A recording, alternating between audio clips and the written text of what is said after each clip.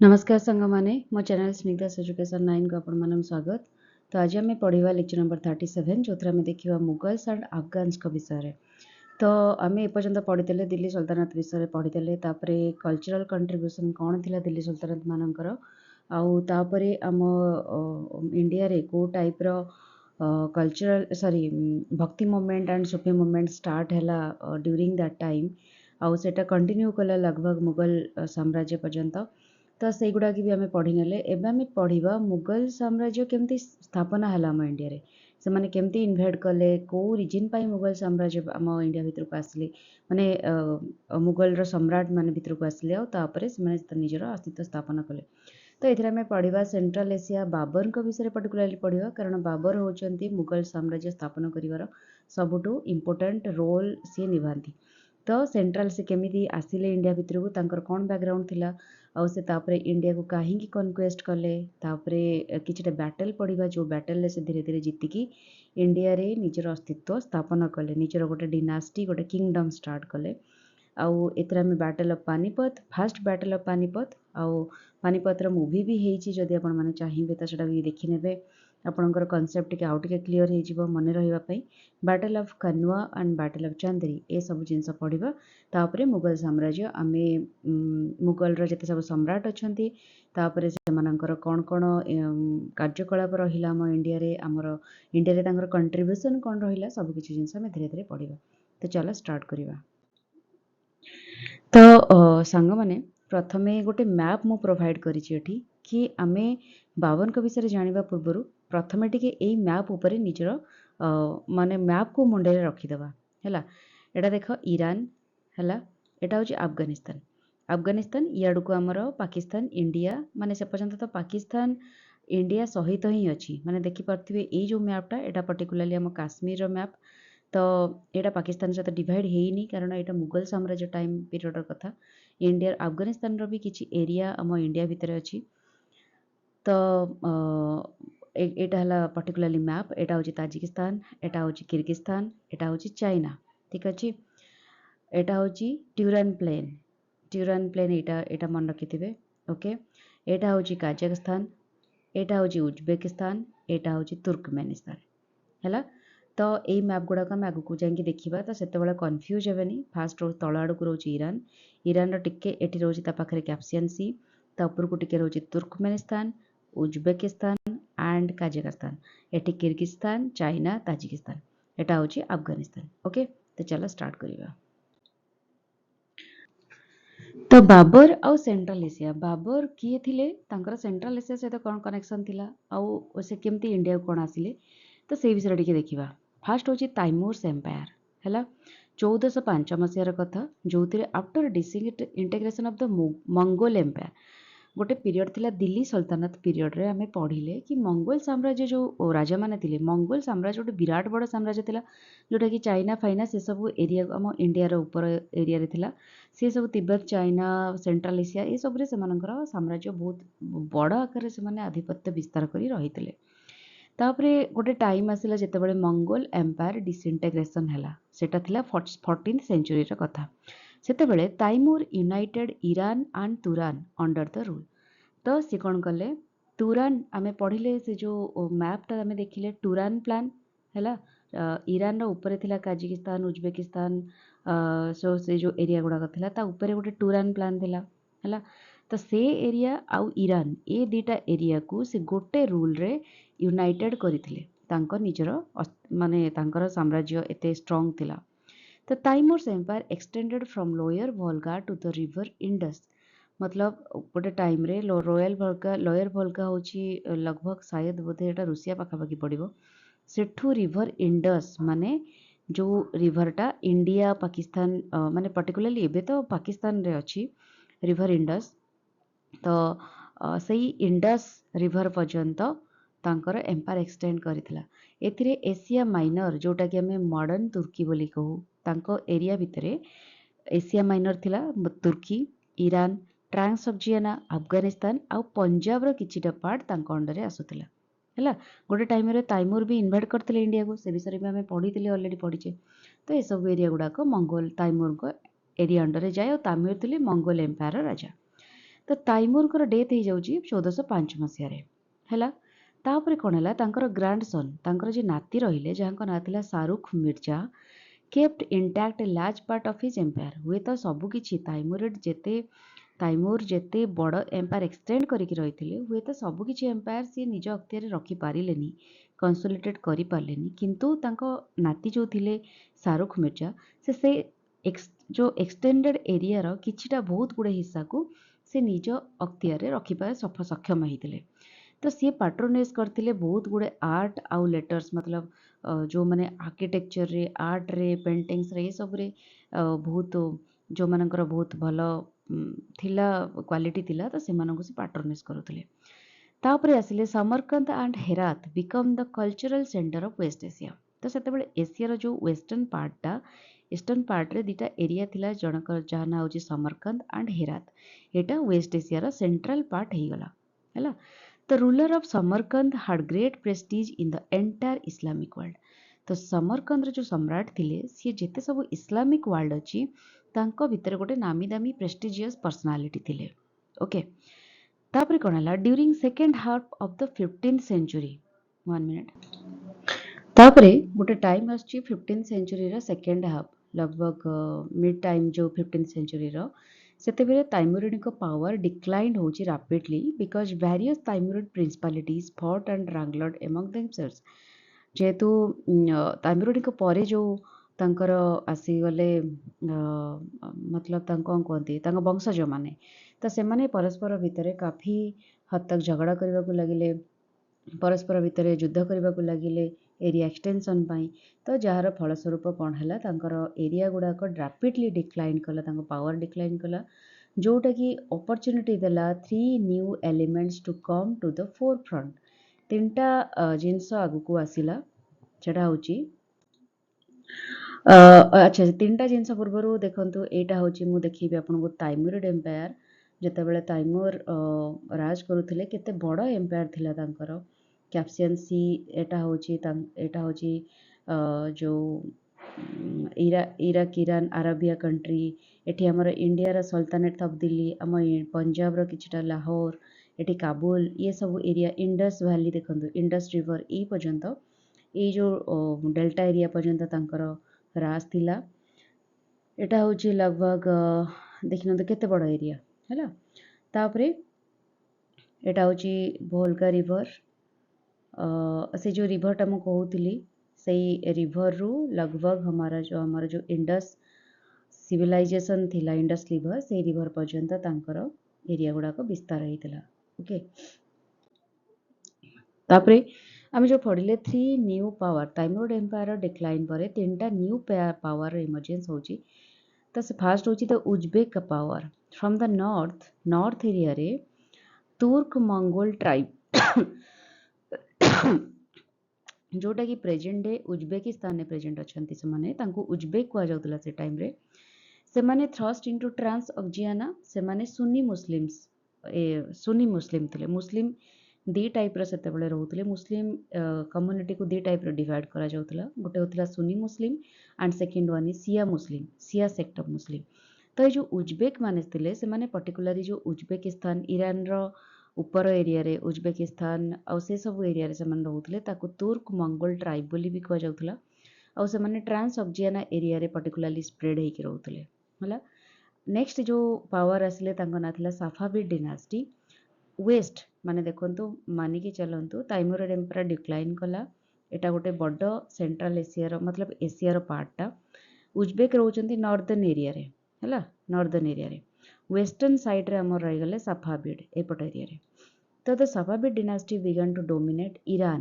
Iran ଯେଉଁ ଏରିଆଟା ମୁଁ ଫାଷ୍ଟ ଦେଖେଇଥିଲି ଭିଡ଼ିଓରେ, ତଳପଟ ଏରିଆର, ସେଇଟା ହେଉଛି ଇରାନ। ତାପରେ ଏଠି ଥିଲା ଉପରେ ବୋଧେ କିଜକିସ୍ତାନ, ତ ଏସବୁ ଏରିଆ ଥିଲା। ଏଟା ହେଉଛି ଇରାନ ଏରିଆରେ ସାଫାଭିଡ ଡିନାଷ୍ଟି ରାଜ କରୁଥିଲେ। ସେମାନେ ଡିସେଣ୍ଡେଣ୍ଟ ଥିଲେ from an order of saints who traced their ancestry to the prophet. ତ ପ୍ରୋଫେଟ୍ ଯେତେବେଳେ ଥିଲେ, ଇସଲାମର ଯେଉଁ ପ୍ରୋଫେଟ୍ ଥିଲେ, ଯାହାଙ୍କ ଯେଉଁ ଗୁରୁ ଥିଲେ, ଯିଏ ପୂଜକ ଥିଲେ, ତାଙ୍କର ବଂଶଧର ହିସାବରେ ଏମାନେ ଡିସେଣ୍ଡେଣ୍ଟ କରନ୍ତି ବୋଲି ସେମାନେ ମାନନ୍ତି। They supported Shia sect of Muslims and persecuted those who did not accept this sect. ତ ସେମାନେ ସିଆ ମୁସଲିମ୍ କମ୍ୟୁନିଟିରୁ ବିଲଙ୍ଗ କରୁଥିଲେ। ତେଣୁ ସେମାନେ ଏତେ ଅର୍ଥୋଡକ୍ସ ଥିଲେ ତାଙ୍କ ରିଲିଜିଅନକୁ ନେଇକି, ଯେଉଁମାନେ ତାଙ୍କ ସିଆ ସେକ୍ଟ ମୁସଲିମକୁ କନଭର୍ଟ ହେଉନଥିଲେ ୟା ଫିର୍ ସେଇ ମୁସଲିମକୁ ଧର୍ମ ଗ୍ରହଣ କରୁନଥିଲେ, ସେ ତାଙ୍କୁ ପ୍ରୋଜିକ୍ୟୁଟ୍ କରିଦେଉଥିଲେ, ହତ୍ୟା କରିଦେଉଥିଲେ।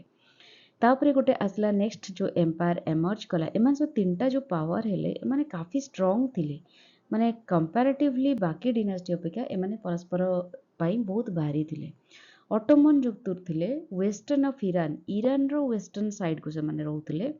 ପାୱାର ଅଫ୍ ଅଟୋମନ ତୁର୍କସ୍, ଯାହାକୁ ଆଜିକା ଡେଟ୍ରେ ତୁର୍କୀ ବୋଲି କୁହାଯାଏ, ହେଲା। ସେମାନେ ଅଟୋମନ ତୁର୍କ ହିସାବରେ ଗ୍ରୋ କଲେ। They wanted to dominate eastern Europe, Iraq and Iran.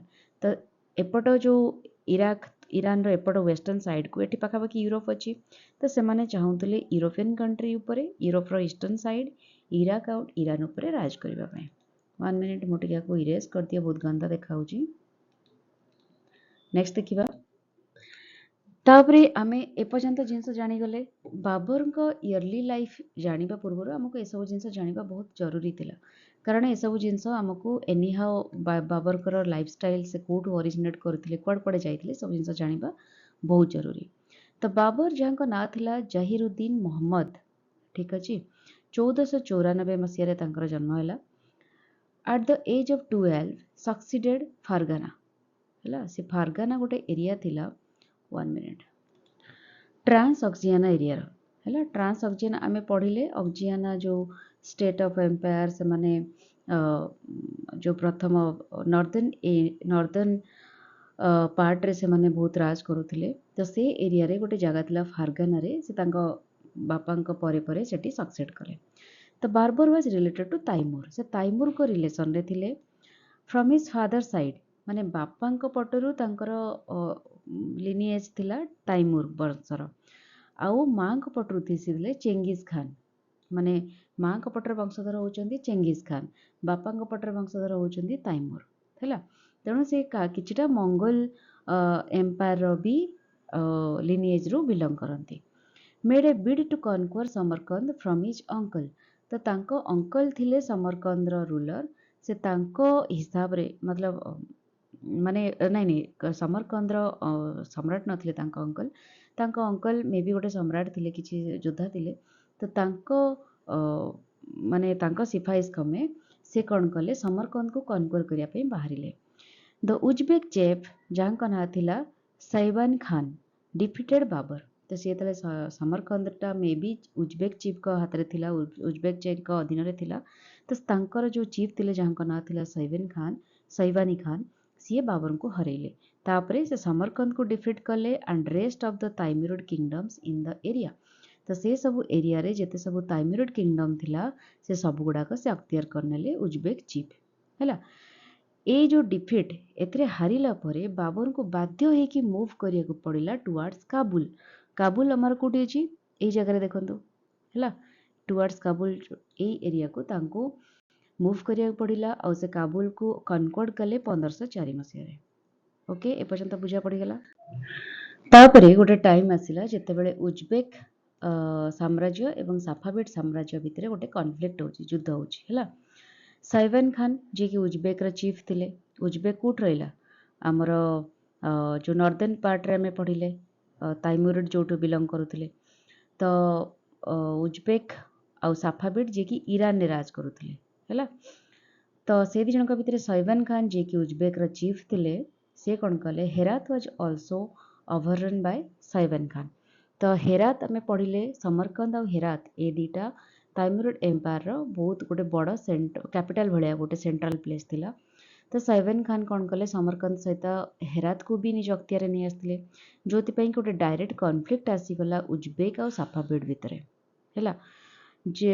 ଯିଏକି ସାଫାଭିଡ୍ କାହିଁକି ଆସିଲା, କାରଣ ସାଫାଭିଡ୍ କ୍ଲେମ୍ କରୁଥିଲେ ହେରାତ ଆଉ ତା ସରାଉଣ୍ଡିଂ ଏରିଆ, ଯାହାକୁ ଖୁରାସାନ ବୋଲି କୁହାଯାଏ, ସେସବୁ ଏରିଆ ଗୁଡ଼ାକ ସାଫାଭିଡ୍ ନିଜେ କ୍ଲେମ୍ କରୁଥିଲେ।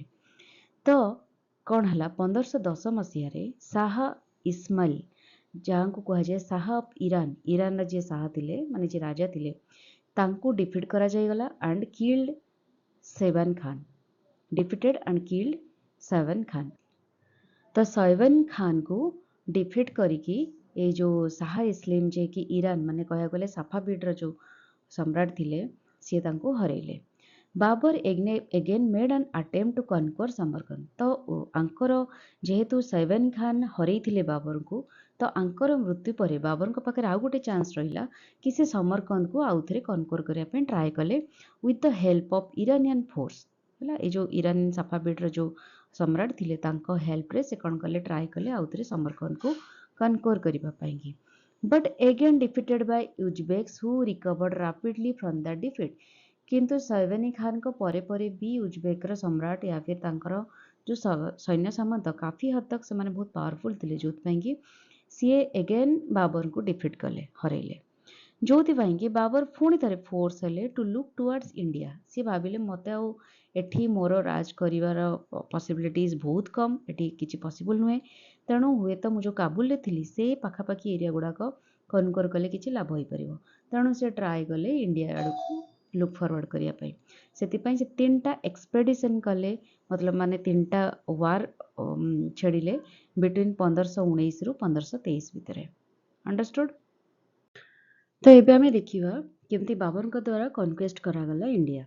ओके, तो 3 की रिजन्स थिला। फास्ट रिजन हूँ बाबर लियोर ऑफ फाबुलस वेल्थ। आम मैंने प्रीवियस रू पढ़ीचे दिल्ली सल्तनत हो या फिर ता पूर्वर भी जिते सब सम्राट माने थिले तांको द्वारा आम इंडिया जो ट्रेजेरी, इंडिया गोटे बहुत शक्तिशाली और धनी राष्ट्र थिला। ठीक अच्छे। तो Babur was drawn to India by the lure of its fabulous wealth as India was land of fabulous gold and riches. ये बहुत स्टार्टिंग रू भी गोल्ड आउ different kind of jewellery, different kind of metals, तो तार बहुत लग्जरीयस मेटल्स भी काफ़ी इंडिया रे चल प्रचल थिला। तो बहुत गुड़े धन संपत्ति भी बड़ बड़ टेम्पल मानकर भी काफ़ी सारा ट्रेजेरी भर्ती रोला।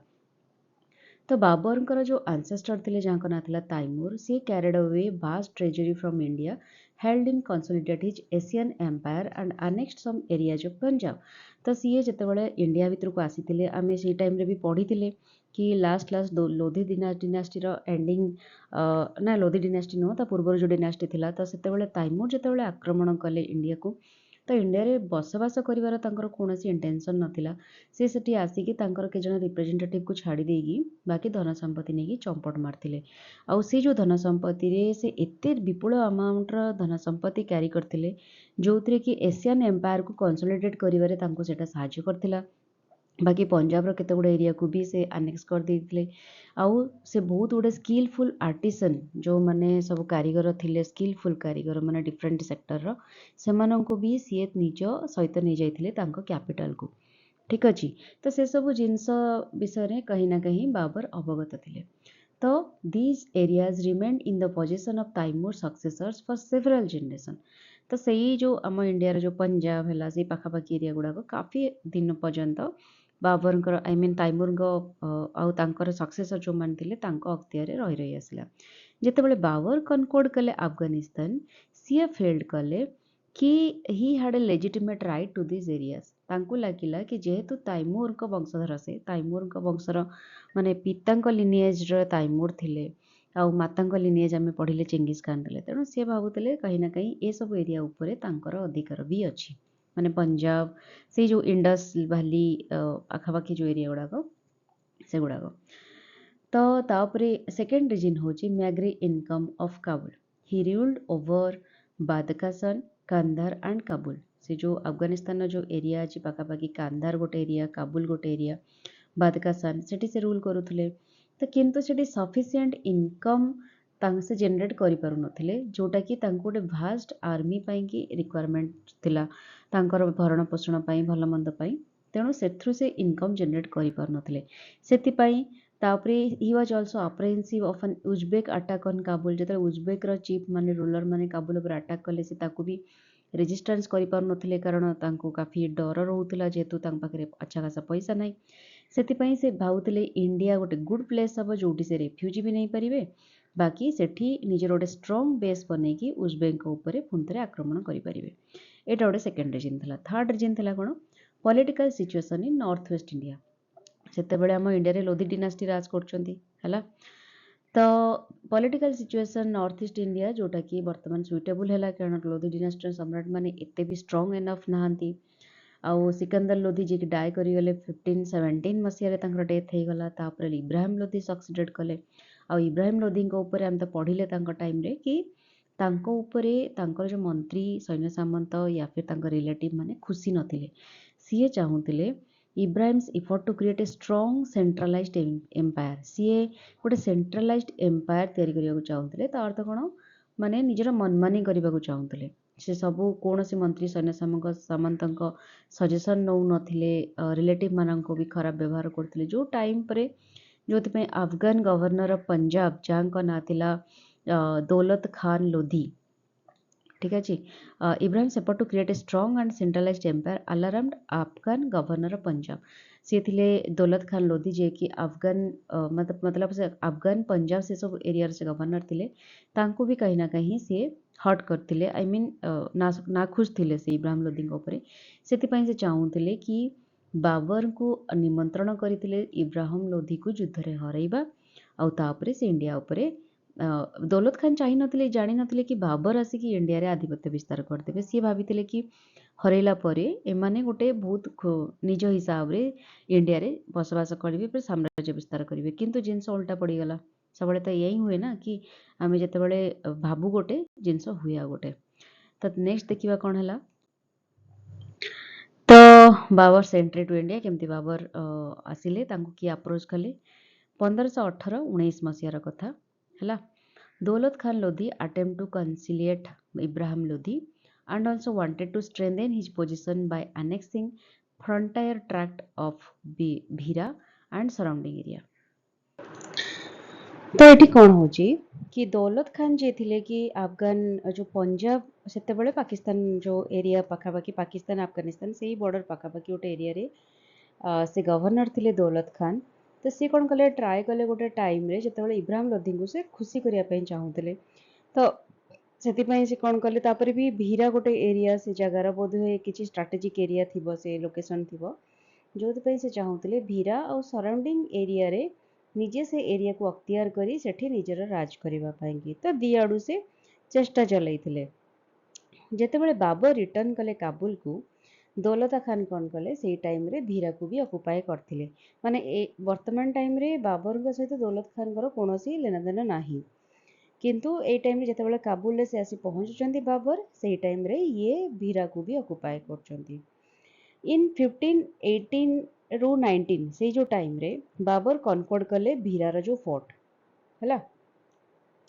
तापर कौन है he sent letters and verbal message to Daulat Khan and Ibrahim Lodi asking for cession of the areas that had belonged to Turks, but both the rulers detained Babar's envoy at Lahore।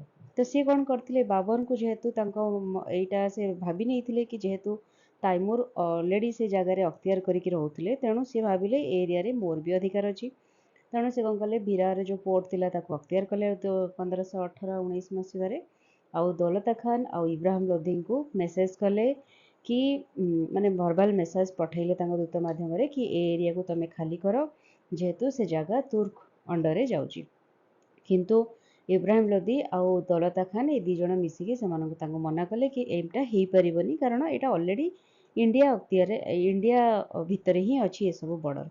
तो गोटे टाइम पर तापरे जितेबाला काबुल को रिटर्न करिगले बाबर ये सब अख्तियार कलापर से टाइम रे दौलता खान पुणी थे भीरा को अकुपाए करने है। यहाँ सेकेंड जिनस है। तापर गोटे टाइम आसला 1520-21 ता पर वर्ष Babur again crossed Indus and captured Bhera. से पुणी थे इंडस रिवर को क्रॉस करके आसिले आ पुणी थे भीरा को कैप्चर कले। भीरार पाखे गोटे सियालकोट एरिया अच्छी जोटा कि ट्विन गेटवे टू हिंदुस्तान बोली माना जाए सेटा भी अख्तियार कले। लाहौर को भी अल्सो मध्य से अख्तियार कले है। This time Babur received an embassy from Daulat Khan Lodi. तो ये जो सेकेंड टाइम से जिते बड़े ये सब जिनस को अख्तियार कले से टाइम रे दौलता खान को से गोटे एम्बासी रिसीव कले कारण से दौलता खान ऑलरेडी इब्राहिम लोधी रागी सारी गद्दी हटाया चाहूले कन्स्पिरेसी चलता। This time Babur received an embassy. They suggested Babur to displace Ibrahim Lodi since he was a tyrant and enjoyed no support from his nobles। जेहेतु तांको कौनसी नोबेल सपोर्ट कर नथिले से बहुत टर्चर करथिले मॉलेस्ट करथिले तांकर मंत्री ए संसद माननकु तो सेतिपई से तांको गदिरु हटाया पई चाहुथिले सेम टाइम रे गोटे messenger from Rana Sanga inviting Babur to invade India तो राणा सांगा तरफ भी गोटे मेसेंजर बाबर को निमंत्रण कले इनवाइट कले कि तमे इंडिया को आक्रमण कर ठीक अच्छे on the eve of Babur's invasion of India there were 5 prominent Muslim ruler जेतेबेले बाबर इंडिया को मतलब इन्वाजन करने ପାଇଁ रेडी हेले से टाइम रे पांचटा Muslim ruler strong ruler 5 prominent ruler Muslim ruler ये करथले राज करथले इंडिया रे जणे होचंदी सुल्तान ऑफ दिल्ली हैला तापरे Gujarat Malwa Bengal and the Deccan Sultan of Delhi थिले हमर इब्राहिम लोदी गुजरात रो जणे सुल्तान थिले से भी मुस्लिम थिले मालवा बेंगल एंड डेक्कन ये सब एरिया रे मुस्लिम रूलर थिले एंड 2 प्रोमिनेंट हिंदू रूलर्स थिले जे थिले Rana Sanga of Mewar and Vijayanagar empire ठीक अछि तो ये सब टाइम रे तापरे बाबर इन्वाजन स्टार्ट कले तो first battle of Panipat start हला हमारा प्रॉपर प्रिपरेशन सहित 1500 प्रॉपर प्लानिंग सहित 1526 मसिया रे पानीपत एरिया रे इब्राहिम लोदी भितर आउ बाबर पथरे पानीपत जोटा कि दिल्ली पाखापाखी एरिया रे अछि सेठी फर्स्ट बैटल स्टार्ट हला इब्राहिम लोदी पाखरे थिला पाखापाखी 1 लाख रो मेन फोर्स थिले 1000 एलिफेंट्स थिले हैला किंतु बाबर को पाखरे केते थिले देखंतु 12000 मेन आंकर थिले 1 लाख मेन इब्राहिम लोदी जे कि दिल्ली रो सुल्तान थिले बाबर को पाखरे only 12000 main support of large number of Hindustani nobles and soldiers joined him in the Punjab तो जेहेतु इंडिया रो जो मंत्री माने थिले बड़ बड़ प्रोविंशियल गवर्नर मान थिले से माने खुशी नथिले इब्राहिम को ऊपर तेणु तो से माने बाबर को सहित मिसी गले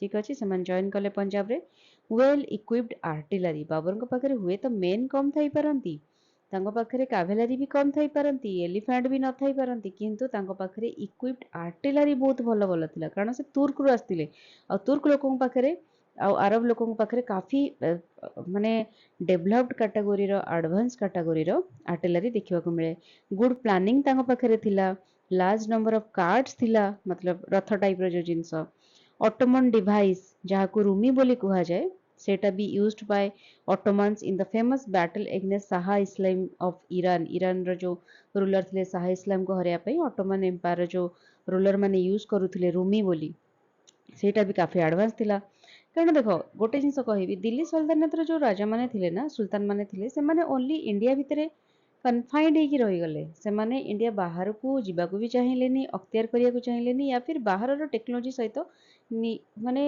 एक्वेंटेड भी हेलेनी अपग्रेड हेलेनी अपडेटेड हेलेनी तो जोथि पई कोन होतला जो लोक माने आसुथिले ना विथ न्यू टेक्नोलॉजी जेंते ब्रिटिशर माने गोटे टाइम रे आसिले से माने को पाखरे काफी एडवांस टेक्नोलॉजी थिला एडवांस प्लानिंग थिला जो जिंस रे अवगत रहु नथिले हम इंडियन लोक माने जो सेटा ही रहिला आम इनभाजन आमे बहुत इजीली इनभाजन हे करि नले से माने हैला secured service of 2 Ottoman master gunners मतांग पाखरे ऑटोमन कर दिटा मास्टर गनर भी थिला जांको ना थिला Ustad Ali and Mustafa and सी गन पाउडर रो भी काफी अच्छा खासा यूज करि परथले तो एते सब एडवांटेजेस सहित जदि से आसीबे युद्ध करिवा पई की जेतेबेले इब्राहिम लोदी पाखरे जेते मनीष थांतु ना काई खाली मनीष माने थिले तांग पाखरे कोन थिला 1000 एलिफेंट्स ओनली थिले तांग पाखरे ना गुड आर्टिलरी थिला ना सपोर्ट थिला तांग नोबल मानकर ना तांग पाखरे किछि एडवांस गनर टाइप रो किछि थिला एडवांस डिवाइस थिला तो जोथि पई कि गोटे टाइम रे तांको हार सामना करिया पड़िला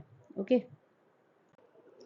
तापरे बाबरଙ୍କର वार स्ट्रेटजी देखिबा पानीपत रे को टाइप रो वार स्ट्रेटजी से यूज करिथिले Babur strengthened his position by resting one wings of his army in the house of the city of Panipat and protected the other by means of a ditch filled with branches of trees and a defending wall तो से कौन करथिले गोटे तांको divide कर दिथिले तांकर सैन्य संबंध को दीटा हिस्सा दीटा कैटेगरी रे गोटे कैटेगरी थिले तांकर जो पानीपत रे जो मेन सिटी थिला तांकर जोटु युद्ध स्टार्ट करथिले से सिटी रे गोटे आर्मी रहिथिले गोटे विंग आउ गोटे जो विंग रहिले तांको प्रोटेक्ट करबाकू बाकी से माने गोटे एमती गात भलिया करिकी ता भितरे सब बड़ बड़ गात करिकी ता भितरे सब ब्रांचेस गुडा माने ट्रीज ब्रांचेस सब कुछ रखिकी आउ किछि वाल मतलब डिफेंडिंग वाल तांकर भी थिला सेगुडाको भी से यूज करूथिले सेगुडाको रखि देथिला गरे तांको प्रोटेक्ट करबा पई। तो सेम टाइम रे जदि देखिबा ଆମେ ଇବ୍ରାହିମ ଲୋଧି ପାଖରେ କିଛି ସେମିତି ପ୍ଲାନ୍ ନଥିଲା ବାବରଙ୍କର ୱାର ଷ୍ଟ୍ରାଟେଜି ବିଷୟରେ ସେ କମ୍ପ୍ଲିଟଲି ଅନଆୱାର ଥିଲେ and he is strongly defended position କାରଣ ତାଙ୍କ ନୋବେଲ ମାନେ ବି ତାଙ୍କୁ କିଛି ଜଣାଉ ନଥିଲେ ଯେହେତୁ ସେ କିଛି ପଚାରୁ ନଥିଲେ ସଜେସନ୍ ନଉ ନଥିଲେ ଆଉ ତାଙ୍କ ନୋବେଲ ମାନେ ବି ଏପଟେ ବାବରଙ୍କ ସହିତ ହାତ ମିଶେଇ ଦେଇଥିଲେ ଆଫ୍ଟର ଗୋଟେ ୱିକ୍ ୱାର ଚାଲିଲା ପରେ Lodi was cut in between and was attacked from all side by Babur ବାବରଙ୍କର ଚାରିପଟରୁ ଲୋଧିଙ୍କୁ ଆଟାକ୍ କରାଗଲା ତ ବାବର ଏଥିପାଇଁ ଗୋଟେ ହ୍ୟୁଜ୍ କ୍ରେଡିଟ୍ ଦେଲେ ତାଙ୍କର ବୋ ମେନ୍ ଫର୍ ଦ ଭିକ୍ଟ୍ରି ତାଙ୍କର ଯୋଉ ଧନୁ ତୀର ଯୋଉ ଚଲେଇଲା ବାଲା ଯୋଉ ଲୋକ ଥିଲେ ସେମାନଙ୍କୁ ସେ କାଫି ସାରା କ୍ରେଡିଟ୍ ଦେଇଥିଲେ ସେଥିପାଇଁ ତାପରେ ବାବର ଲାଷ୍ଟକୁ ଦିଲ୍ଲୀ ଅକୁପାଏ କଲେ ତାପରେ ତାଙ୍କ ସନ୍ ଯାହାଙ୍କ ନାଁ ଥିଲା ହିମାୟୁନ୍ ତାଙ୍କୁ ସେ ଆଗ୍ରାକୁ ପଠେଇଲେ ଆଗ୍ରାକୁ ସିଜ୍ କରିବା ପାଇଁ ଯୋଉଟାକି ଥିଲା ଆମର କ୍ୟାପିଟାଲ ଦିଲ୍ଲୀ ସୁଲତାନେତର ଠିକ୍ ଅଛି ବାବର ତାଙ୍କୁ ତାପରେ ଏଇଟା ଅକ୍ତିଆର କଲା ପରେ ଇବ୍ରାହିମ ଲୋଧିଙ୍କୁ ଅକ୍ତିଆର କଲା ପରେ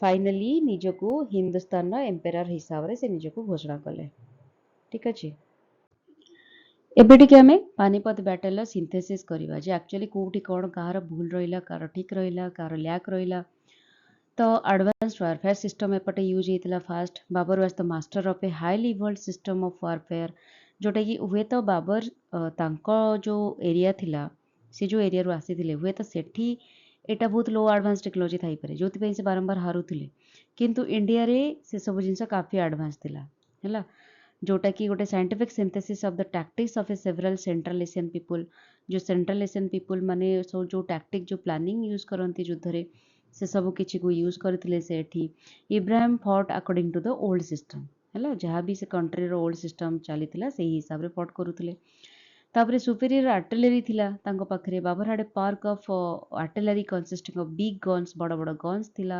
स्मॉल मस्केट्स थिला जदि आम इब्राहिम को पाखरे देखिबा तो इब्राहिम सोल्जर को पाखरे कंप्लीटली ए सब जिनस रे से अनअवेयर थिले तांको ए सब जिनस किछि जणा नथिला लैक ऑफ सपोर्ट फास्ट तो इब्राहिम को पाखरे कोनोसी प्रकार सपोर्ट नथिला जेहेतु तांको नोबल मानक सहित तांकर पडु नथिला किंतु Babur recorded in his diary that the Indian soldiers knew how to die and not how to fight तो सी गोटे स्टेटमेंट लिखिथिले तांको डायरी रे तांको साम्राज्य काल भितरे से ऑब्जर्व करिथिले ना कि इंडियन लोक माने केमिति को टाइप रो सी एटा स्टेटमेंट देथिले कि इंडियन लोक माने जानि चंती केमिति मरिबा को हबो किंतु केमिति फाइट करिबा को हबो दे डोंट नो आज भी आजिका सिचुएसन में भी सेम जिनस ना लोक माने को सुसाइड करिवार पंथा जणा अछि केते प्रकार केमिति सुसाइड करि हबो केमिति अन्य को मारी हबो किंतु फाइट केमिति करिबा हमें जीवन में केमिति बंचिबा फाइट करिवि कि अन्य मानक निज फैमिली सहित सपोर्ट रे छिड़ा हवा निज निज सपोर्ट रे छिड़ा हवा या फिर गोटे जिनस को फाइट करिबा पई कि तांको पाखरे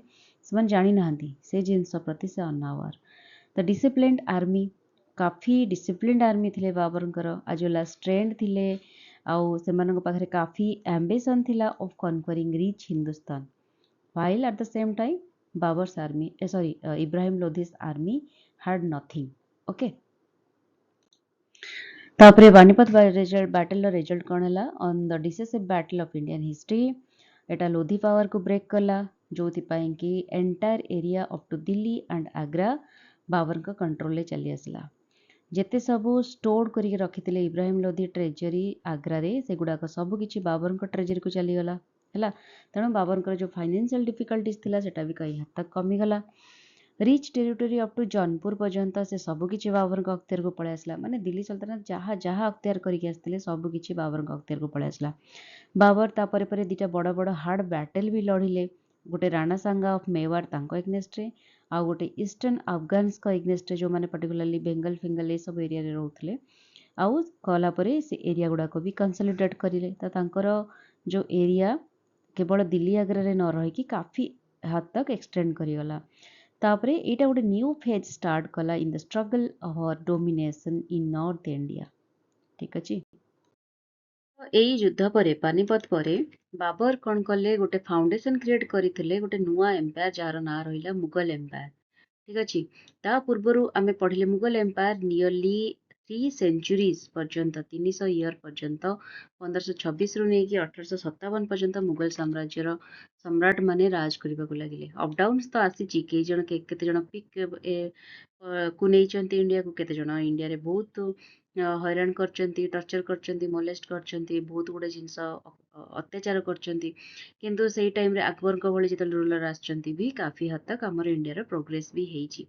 ତ ତାଙ୍କ ଟାଇମରେ ବାବରଙ୍କ ପରେ ଦେଖ ଆଉ ଗୋଟେ ଜିନିଷ ବି ହେଲା କି ବାବରଙ୍କ ପୂର୍ବରୁ ଯେତେ ସବୁ ଦିଲ୍ଲୀ ସଲତାନତ ହେଇଗଲା, ଯୋଉ ବି ମୁସଲିମ ରୁଲର ମାନେ ଏଠି ରାଜ କରୁଥିଲେ, ତାଙ୍କ ଭିତରେ ଏମିତି ଥିଲା କି ସକ୍ସେସର ମାନେ ତାଙ୍କର ପୁତ୍ର ମାନେ ବହୁତ କମ ରାଜା ହଉଥିଲେ। ଯୋଉମାନେ ନୋବେଲଙ୍କ ଭିତରେ या फिर ଗଭର୍ଣ୍ଣରଙ୍କ ଭିତରେ ଯିଏ ବହୁତ ଯୋଦ୍ଧା ହେଇଯାଉଥିଲେ, ବହୁତ ଷ୍ଟ୍ରଙ୍ଗ ହେଇଯାଉଥିଲେ, ସେମାନେ ପାୱାରକୁ ଚାଲି ଆସୁଥିଲେ। କିନ୍ତୁ ଏଠି ସେ ଜିନିଷ ହେଲାନି। ଏଠି ସକ୍ସେସର ମାନେ ବାବର ହେଲେ, ବାବରଙ୍କ ପରେ ତାଙ୍କ ସକ୍ସେସର ଆସିଲେ ତାଙ୍କ ପୁତ୍ର ହ୍ୟୁମାନ ରାଜା ହେଲେ, ହ୍ୟୁମାନଙ୍କ ପରେ ତାଙ୍କ ପୁତ୍ର ଆସିଲେ ଆକବର, ସିଏ ରାଜା ହେଲେ, ଆକବରଙ୍କ ପରେ ଆସିଗଲେ ଜାହାଙ୍ଗୀର, ଜାହାଙ୍ଗୀରଙ୍କ ପରେ ଆସିଲେ ଶାହଜାହାନ, ଶାହଜାହାନଙ୍କ ପରେ ଆସିଲେ ଔରଙ୍ଗଜେବ। ତ ସେମାନେ ସମସ୍ତେ ନିଜ ନିଜ ସକ୍ସେସର ହିସାବରେ ରାଜ କରିବାକୁ ଲାଗିଲେ। ତ 6 ମେଜର ରୁଲ୍ସ ଅଫ ଦିସ୍ ଡିନାଷ୍ଟି ଯିଏ ଥିଲେ ବାବର, ଯିଏକି ଫାଉଣ୍ଡ କଲେ ମୁଗଲ ସାମ୍ରାଜ୍ୟକୁ, ତାପରେ ହ୍ୟୁମାନ, ତାପରେ ଆକବର, ତାଙ୍କ ପୁତ୍ର ଜାହାଙ୍ଗୀର, ଜାହାଙ୍ଗୀରଙ୍କ ପରେ ତାଙ୍କ ପୁତ୍ର ଶାହଜାହାନ, ଆଉ ତାଙ୍କ ଲାଷ୍ଟ ଥିଲେ ଔରଙ୍ଗଜେବ, ମାନେ ଯୋଉମାନେ ଗ୍ରେଟ୍ ମୁଗଲ୍ସ ଥିଲେ। ଅବଶ୍ୟ ଔରଙ୍ଗଜେବ ଲାଷ୍ଟ ମୁଗଲ ରୁଲର ନଥିଲେ, କିନ୍ତୁ ଗ୍ରେଟ୍ ମୁଗଲ୍ସ ମାନଙ୍କ ଭିତରେ ଏଇ 6 ଜଣଙ୍କୁ ଧରାଯାଏ। ହେଲା, ତାପରେ left their mark on Indian history. The empire declined after the death of Aurangzeb. 1707 ମସିହାରେ ଯେତେବେଳେ ଔରଙ୍ଗଜେବଙ୍କ ଡେଥ୍ ହେଲା, ତାପରେ ତାଙ୍କ ପୁତ୍ର ତ ଆସିଗଲେ ମୁଗଲ ସାମ୍ରାଜ୍ୟରେ ଏମ୍ପାୟାର ଭିତରେ, ବଟ୍ ସିଏ ଏତେ ସେତେବେଳେ ଅଲରେଡି ବ୍ରିଟିଶର ମାନେ ବି ଆସି ସାରିଥିଲେ ଆମ ଇଣ୍ଡିଆ ଭିତରକୁ। ତ କାହିଁ ନା କାହିଁ ମୁଗଲ ସାମ୍ରାଜ୍ୟର ଡିକ୍ଲାଇନ୍ ଷ୍ଟାର୍ଟ ହେଇଯାଇଥିଲା, ଆଉ ସିଏ ଫାଉଣ୍ଡେସନ କ୍ରିଏଟ କରିଦେଇଥିଲେ ମୁଗଲ ସାମ୍ରାଜ୍ୟର ଡିକ୍ଲାଇନ୍ ପାଇଁ ଔରଙ୍ଗଜେବ। ଯୋଉମାନେ ମୁଭି ଦେଖିଥିବେ ସମଥିଙ୍ଗ, ଗୋଟେ minute, Chhaava movie recently release ହେଇଥିଲା, ଛାବା ମୁଭି 2025ରେ, ସେଟା ଯଦି ଦେଖିବେ ଆପଣ ଜାଣିପାରିବେ ଔରଙ୍ଗଜେବ କୋଉ ଟାଇପର ନୃଶଂସ ଥିଲେ। ଓକେ, ତାପରେ ନେକ୍ସଟ ଆସିଲେ ବାବରଙ୍କର ବ୍ୟାଟଲ ଅଫ ପାନିପତ ପରେ 1527 ମସିହାରେ ସେ ଆଉ ଗୋଟେ ବ୍ୟାଟଲ ଲଢିଥିଲେ ବାବର, ଯାହାର ନାଁ ହଉଛି ବ୍ୟାଟଲ ଅଫ ଖାନୱା। ଠିକ ଅଛି। The establishment of an empire in the Indo Gangetic valley of Babur was a threat to Rana Sanga. Rana Sanga ସେତେବେଳେ ମେୱାରର ରାଜା ଥିଲେ। ତ ଯେତେବେଳେ ବାବର ଆସିଗଲେ, ସେମାନେ ଭାବିନଥିଲେ, ଯୋଉ ନୋବେଲ ମାନେ, ଯୋଉ ଗଭର୍ଣ୍ଣର ମାନେ ବାବରଙ୍କୁ ସପୋର୍ଟ କରୁଥିଲେ, ସେମାନେ ଭାବିନଥିଲେ କି ବାବର ଆସିଲା ପରେ ପୁରା କମ୍ପ୍ଲିଟ ଇଣ୍ଡିଆକୁ ନିଜ ଅକ୍ତିଆରକୁ ନେଇ ଆସିବେ। ସେମାନେ ଭାବିଥିଲେ ହଁ ସେ କିଛିଟା ଏରିଆ ନେଇଗଲେ, ବାକି ଆଉ ସବୁ ଏରିଆରେ ଆମେ ସାମ୍ରାଜ୍ୟ ବିସ୍ତାର କରିବୁ। କିନ୍ତୁ ଧୀରେ ଧୀରେ ସିଏ ଯୋଉ ନୋବେଲ ମାନେ ତାଙ୍କୁ ସପୋର୍ଟ କରିଥିଲେ, ତାଙ୍କ ଏଗନେଷ୍ଟରେ ହବାକୁ ଲାଗିଲେ। ଆଇ ମିନ୍ ତାଙ୍କ ପାଇଁ ସେ ଗୋଟେ ଥ୍ରେଟ୍ ବନିଗଲେ ବାବର। ଠିକ ଅଛି। ସେଥିପାଇଁ ରାନା ସାଙ୍ଗା କଣ କଲେ, ଯେ କି ମେୱାରର ରାଜା ଥିଲେ, ସେ ଜଣେ ରାଜପୁତ ଥିଲେ, ସିଏ ବାବରକୁ ଏକ୍ସପେଲ କରିବା ପାଇଁ କି, ମାନେ କଣ୍ଟ୍ରିରୁ ବାହାର କରିବା ପାଇଁ କି, ଆଉ ପଞ୍ଜାବ, ମାନେ ଯୋଉ ପଞ୍ଜାବ ଏରିଆକୁ ସେ ନିଜେ କ୍ଲେମ କରୁଥିଲେ, ଏଇଟା ଆମ ବାବର କ୍ଲେମ କରୁଥିଲେ କି ଏଇଟା ଆମ ବଂଶଧର ମାନଙ୍କର ଅଧିକାର, ସେ ସେଇ ଏରିଆରେ ହିଁ ତାକୁ କନଫାଇନ କରିବାକୁ ଚାହୁଁଥିଲେ। ସେଥିପାଇଁ ରାନା ସାଙ୍ଗା କଣ କଲେ, ଗୋଟେ ଏଗ୍ରିମେଣ୍ଟ କଲେ to join Babur against Ibrahim Lodi, in the hope that, like Taimur, Babur would withdraw after sacking Delhi and weakening the Lodhis। ତ ତାଙ୍କ ସହିତ ସେ ଗୋଟେ ଏଗ୍ରିମେଣ୍ଟ କରିଥିଲେ ରାନା ସାଙ୍ଗା, କି ଯୁଦ୍ଧ ପରେ ଇବ୍ରାହିମ ଲୋଧିଙ୍କୁ ହରେଇଲା ପରେ ବାବର କଣ କରିବେ, ତାଙ୍କର ଯାହା ଧନ ସମ୍ପତ୍ତି ଦରକାର ତାଇମୁରଙ୍କ ଭଳିଆ ସେ ସବୁ ନେଇଯିବେ। ନେଇକି ସେ କଣ କରିବେ ନା, ଦିଲ୍ଲୀ ମାନେ ଇବ୍ରାହିମ ଲୋଧିଙ୍କୁ ୱିକ୍ କରିବେ, ବାକି ସେ ତାଙ୍କ ଏରିଆକୁ ଫେରିଯିବେ। ଯୋଉ ପଞ୍ଜାବ, ଯୋଉ ଏରିଆ ଗୁଡାକ ଥିଲା ତାଇମୁର ଅକ୍ତିଆର କରିଥିଲେ, ସେ ଏରିଆ ଗୁଡାକୁ ଚାଲିଯିବେ। କିନ୍ତୁ ବାବରଙ୍କର ଯୋଉ ଡିସିସନ ହେଲା କି ସେ ଇଣ୍ଡିଆରେ ଷ୍ଟେ କରିବେ କମ୍ପ୍ଲିଟଲି, ଯୋଉଟା କି ଧୀରେ ଧୀରେ ସିଚୁଏସନକୁ ଚେଞ୍ଜ କରିଦେଲା। ହେଲା, ବହୁତ ଗୁଡେ ଆଫଗାନ୍ସ ଥିଲେ, ଇନକ୍ଲୁଡିଂ ମହମ୍ମଦ ଲୋଧି, ଯିଏକି ଇବ୍ରାହିମ ଲୋଧିଙ୍କର ୟଙ୍ଗର ବ୍ରଦର ଥିଲେ, ହାସନ ଖାନ ମେୱାତର ରୁଲର ଥିଲେ, ଆଉ ଅଲମୋଷ୍ଟ ସବୁ ରାଜପୁତ ରୁଲର ମାନେ, ସେମାନେ କଣ କଲେ, ମିଶିକି ରାନା ସାଙ୍ଗାକୁ ମତଲବ ସାହାଯ୍ୟ କଲେ, ରାନା ସାଙ୍ଗାଙ୍କ ସପୋର୍ଟରେ ଆସିଲେ କି ଆମେ ବାବରକୁ ଆମ ଇଣ୍ଡିଆରୁ ହଟେଇବା। ହେଲା, ତ ଏଇ ଚକ୍କରରେ ଗୋଟେ ବ୍ୟାଟଲ ହେଲା। The reputation of the Rana Sanga and his success against some Mughal post such as Bayana, ତାପରେ ଡିମୋରାଲାଇଜ୍ଡ ବାବର ସୋଲଜର୍ସ। ତ ଯେହେତୁ ରାନା ସାଙ୍ଗା ବହୁତ ଶକ୍ତିଶାଳୀ ଥିଲେ, ସେ ଟାଇମରେ ତାଙ୍କର ଗୋଟେ ଅଲଗା ପ୍ରେଷ୍ଟିଜ ଥିଲା, ଆଉ ବାବରଙ୍କ ପାଖରେ ଯେତେବେଳେ ବହୁତ କମ ସୋଲଜର ଥିଲେ, କହିବାକୁ ଗଲେ ତାଙ୍କ ନିଜର ଯୋଉ ତୁର୍କର ସୋଲଜର ବହୁତ କମ ଥିଲେ, ସେ ତ ଜିତିଗଲେ ଆମ ଇଣ୍ଡିଆନ୍ ମାନଙ୍କ ସପୋର୍ଟରେ ନା, ତାଙ୍କର ଥୋଡ଼ି ନା ସେତେ ମାନେ ଫାଷ୍ଟ ମେଜର କ୍ରେଡିଟ୍ ଯିବ ଆମ ଇଣ୍ଡିଆନ୍ ମାନଙ୍କ ସୋଲଜର୍ସ ମାନଙ୍କୁ, ଯେହେତୁ ଇଣ୍ଡିଆର ନୋବେଲ୍ସ ମାନେ ତାଙ୍କୁ କାଫି ସପୋର୍ଟ କରୁଥିଲେ, ସେଥିପାଇଁ ସେ ଜିତିଗଲେ। ତ ଏ ସବୁ ଯୋଉ ରାଣା ସାଙ୍ଗାଙ୍କର ଏତେ ପ୍ରେଷ୍ଟିଜ୍ ପାୱାର ଦେଖିକି ବାବରଙ୍କ ସୋଲଜର ମାନେ ଡିମୋରାଲାଇଜ ହେବାକୁ ଲାଗିଲେ। ସେଥିପାଇଁ ବାବର କଣ କଲେ, ଡିକ୍ଲାର କଲେ, ଗୋଟେ ନିଜେ ନିଜ ତରଫରୁ ଡିକ୍ଲାର କଲେ ସାଙ୍ଗାଙ୍କ ସହିତ, ରାଣା ସାଙ୍ଗାଙ୍କ ସହିତ ଖାନୁଆରେ ଗୋଟେ ବ୍ୟାଟଲ କରିବେ, ଯୋଉଟା କି ଆଗ୍ରାଠୁ 40 କିଲୋମିଟର ଦୂର ଥିଲା। ତ ସାଙ୍ଗାଙ୍କ ପାଖରେ, ରାଣା ସାଙ୍ଗାଙ୍କ ପାଖରେ 2 ଲକ୍ଷର କ୍ୟାଭେଲାରୀ ମେନ୍ ଥିଲେ, ମାନେ ହର୍ସ ରାଇଡର ଯୋଉ cavalry men, and equal force filed by Hasan Khan Mewati. ଯୋଉ ହାସନ ଖାନ ମେୱାତି ଥିଲେ ମେୱାତିର ରୁଲର, ତାଙ୍କ ପାଖରେ ବି लगभग ସେମ୍ କାଇଣ୍ଡର ଫୋର୍ସ ଥିଲେ। ବାବରଙ୍କ ଫୋର୍ସ ତାଙ୍କଠୁ କାଫି ହଦ ତକ କମ୍ ଥିଲା, କିନ୍ତୁ ମୁଗଲଙ୍କର ଆର୍ଟିଲାରୀ ଏଠି ଗୋଟେ ହେଭି ଟୋଲ୍ ନେଲା, ଯୋଉଥିପାଇଁ କି ସାଙ୍ଗାଙ୍କର ଯୋଉ ଫୋର୍ସ ଥିଲା, ସାଙ୍ଗାଙ୍କର ସୋଲଜର ମାନେ ବାଧ୍ୟ ହେଲେ ପଛକୁ ଯିବା ପାଇଁ। ସେମ୍ ଜିନିଷ ବ୍ୟାଟଲ ଅଫ ପାନିପତ ଭଳିଆ। Sangha force hemmed in and were defeated after a great slaughter. Rana Sangha escaped and wanted to renew the conflict with the Babur. ତ ସେ କଣ କଲେ, ରାଣା ସାଙ୍ଗା ଯେତେବେଳେ ଧୀରେ ଧୀରେ ରାଣା ସାଙ୍ଗାଙ୍କର ସୋଲଜର ମାନେ ଧୀରେ ଧୀରେ ଡିଫିଟ୍ ହେବାକୁ ଲାଗିଲେ, ତ ଧୀରେ ରାଣା ସାଙ୍ଗା କଣ କଲେ, ଯୁଦ୍ଧରୁ ଏସ୍କେପ୍ ହେଇଗଲେ ଆଣ୍ଡ କୁଆଡେ ଭାଗିକି ଚାଲିଗଲେ। ଓକେ, ଆଫ୍ଟର ବ୍ୟାଟଲ ଅଫ କାନୁଆ କଣ ଇମ୍ପାକ୍ଟ ପଡିଲା? ଇଟ୍ ସିକ୍ୟୁର୍ଡ ବାବର୍ସ ପୋଜିସନ। ଦିଲ୍ଲୀ ଆଗ୍ରା ରିଜିୟନରେ ବାବରଙ୍କର ସେ ଯୋଉ ପୋଜିସନ ଥିଲା ସେ ଆହୁରି ସିକ୍ୟୁର ହେଇଗଲା।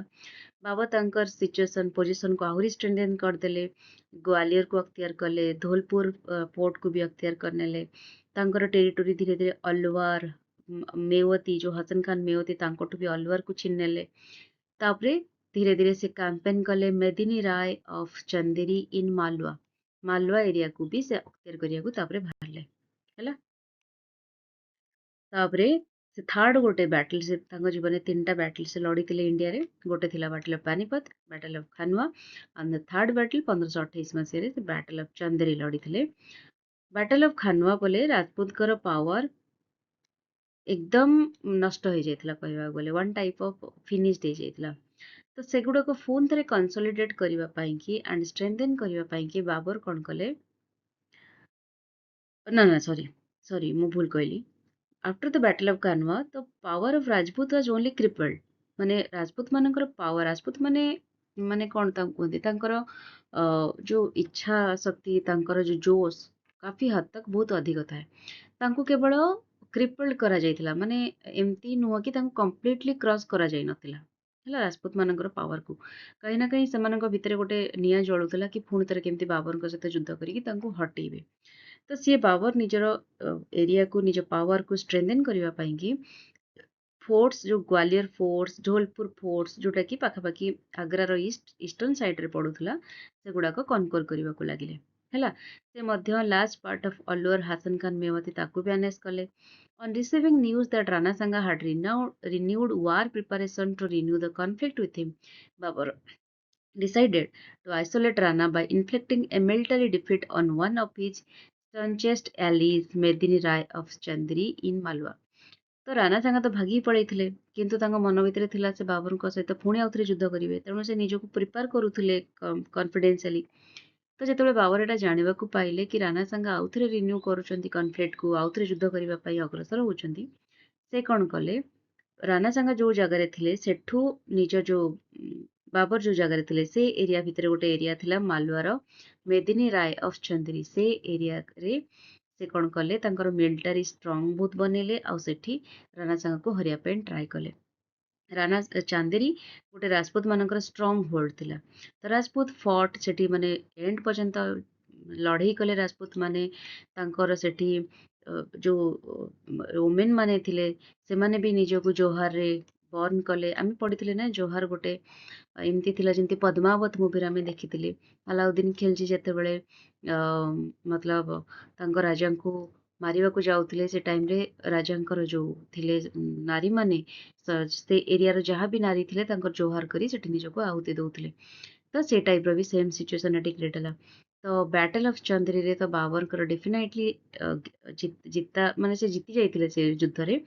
ତ Babur authority was not challenged by Rajput. तो ए युद्ध पर राजपूत मान तरफ आउ कौन प्रकार चैलेंज बाबर ऊपर को आसी नथिला। तो बाबर कम्प्लीटली गोटे स्ट्रंग होल्ड निजर बन पारथिले। तो यहाँ थिला बाबर विषय आम पढ़ले। तापर तांको पुत्र हिमान विषय आम पढ़ा केमती मुगल साम्राज्य आगू बढ़िला। तो से पर्यंत मत stay tuned with my channel. केमती वीडियो लागला मत निश्चय कमेंट बॉक्स रे जनइबे। Tata bye bye take care.